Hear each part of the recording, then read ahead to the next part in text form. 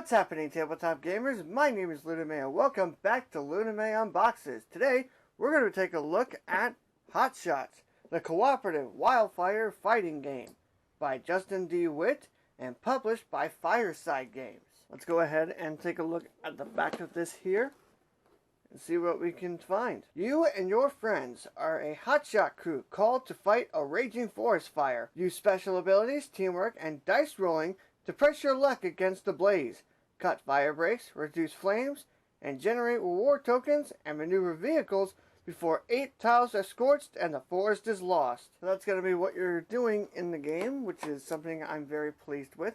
I am always a fan of themes where you're basically working toward a great cause. So, with all that said, let's go and have a look and see what does Hotshots have to offer us. Let's start out by taking a look at these. These are the fire tokens that I'm assuming you're going to be trying to put out over the course of the game. I very much like the way these look. They're a little bit detailed, which is nice. They're really thick plastic. I mean, look at how thick that is. That is incredibly thick, so you're not going to be worried about bending these. They're actually a little bit sharp, so make sure you don't step on them. And there are plenty of them, even more than I have laid out on the table. There's a whole bag out in the corners. Next, we've got a bunch of dice. These are engraved dice, which is great. That means they're going to last a lot longer. The colors are easy to see, except for this yellow one. I've always thought about this. Yellow on white is always a bad idea. That is going to be incredibly hard to see. Other than that, though, the dice are very, very nice. Next, we've got a whole bunch of tiles that you're going to be playing on. And these tiles will all have a number of fires. I'm assuming that's going to be how many they can take before they get burned up. These are double-sided. They have a burnt on the back and then just a regular tile on the front, which I must say for the tiles, in terms of artwork, I enjoy it. I've always enjoyed scenic works of art. That's just a personal thing. I really like the look of that house there. I would love to live in a house like that. But yeah, the artwork works well for what they're doing. It's mostly easy to see. All these things also have a bunch of symbols on the bottom. I'm assuming you're going to try to match those. Also, some of these will have some arrows on it. Some will have some specific symbols. And I'm assuming once I learn how to play the game, all that is going to come to a head. But as their looks right now, they look pretty good. We've got a whole bunch of, I'm assuming these are like dirt mounds or something. I'm not a firefighting expert, so I'm not exactly sure what these are for. But I'm assuming you might be using this to like slow the fire down or something. These in terms of artwork, it's fine. They are a little bit flexible, so you might want to be careful with these. These can bend if you're too careless with them. We've got 3 tokens here representing different vehicles. We've got a fire truck, or maybe like a delivery truck. We've got a helicopter, and we've got a plane. And honestly, I don't know why they chose to make these this small. I mean, it's even hard, because looking at this here, I don't know if you can tell on camera, but it's actually kind of hard to see the helicopter. The plane and the truck looks okay, but yeah, I feel like they did not need to make these this small. The arc for them is fine, I just don't think they need to be as small as they are. And I have a similar thing to say about these standees. I'm assuming these are going to be the players. There's 4 of them, each one represents a different role, and like I said, I am not sure if they need to make these this small. It almost makes them a little harder to see apart, or at least at a glance. When you look at them, though, they do separate themselves out. And like I said, the artwork on them is fine. I can tell which one is which. But, like, why do they need to be this size? Also, this background behind them is completely unnecessary. At least to the extent that they did.